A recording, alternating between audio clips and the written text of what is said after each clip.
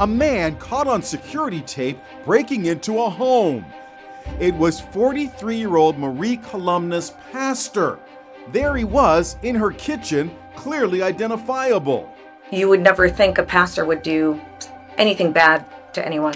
I was watching the live feed of him entering my daughter's bedroom. They even use a police dog in their search, but the pastor had already fled. This is the kind of betrayal that shakes faith in people. We need discernment in this hour more than ever before. Here's the real heartbreak. Not just the crime, but how many people are wounded when spiritual leaders fall.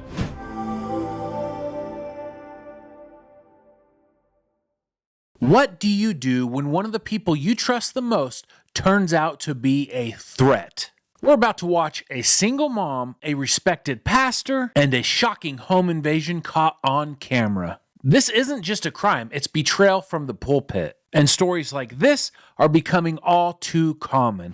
It's a terrifying home invasion. A man with a flashlight enters a single mom's house and ends up caught on her security camera. And when she looked at the video, she knew who it was right away. Here's why. It's terrifying. A man caught on security tape breaking into a home. What made this even more shocking is the identity of the intruder. It was 43-year-old Marie Columna's pastor. There he was in her kitchen, clearly identifiable. You would never think a pastor would do anything bad to anyone. When you follow God's vision. And it's not just any church. 49-year-old Sergio Guardia was a pastor at a mega church, the 24,000-member Thomas Road Baptist Church in Lynchburg, Virginia. Maria and her husband were very close with the pastor and his wife, as seen in this photo. What was Pastor Guardia like? Very charismatic, extremely nice. But after she divorced her husband, Marie says the pastor's behavior became increasingly odd. He started just showing up to my house. My kids wouldn't be home. It'd be in the middle of the day. And he would just show up and bring me groceries. He did that a handful of times. Sometimes I would get home and he'd be right on my porch. So I couldn't even avoid him. But nothing prepared her for this. Surveillance video, which was taken while she was away for the weekend with her 2 kids. I just couldn't process that it was Sergio. Lo and behold, he came back the next day. I was watching the live feed of him entering my daughter's bedroom. She called the cop. This right here, it's crazy. It's one thing to feel unsafe. It's another thing entirely when that threat is someone who used to pray with you, maybe even mentored you and baptized your children. This is the kind of betrayal that shakes faith in people, but it doesn't have to shake your faith in God. We need discernment in this hour more than ever before. Not just emotion, not just charisma, but spirit-led discernment. Let's continue watching. And you can see them with guns drawn.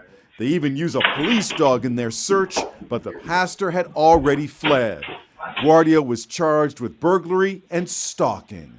Guardia has been found guilty, and a senior pastor confirms he's no longer employed by the mega church. Here's the real heartbreak. Not just the crime, but how many people are wounded when spiritual leaders fall. Trust gets shattered. Faith gets tested. And sadly, some walk away from God entirely. Not because of God, but because of the man or woman who misrepresented him. But hear me clearly, God did not do this. A broken, misguided man did. Don't let someone else's sin drive you away from the only one that can heal you.